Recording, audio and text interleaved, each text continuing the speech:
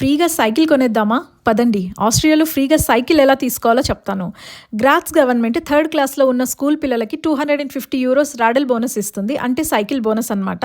Around ₹25,000 అనమాట మన Indian మనీలో.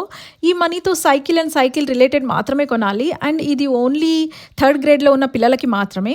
ఈవెన్ సర్వీస్ చేయించుకోవచ్చు అండ్ సెకండ్ హ్యాండ్ సైకిల్ కూడా తీసుకోవచ్చు అనమాట. ఇలా చేయడానికి మెయిన్ రీజన్ ఏంటంటే చిన్నప్పటి నుంచి పిల్లలకి ఇండిపెండెంట్గా ట్రావెల్ చేయడం and healthy life style develop చేయడానికి ఇలాంటి ఇనిషియేటివ్ తీసుకుంటున్నారు.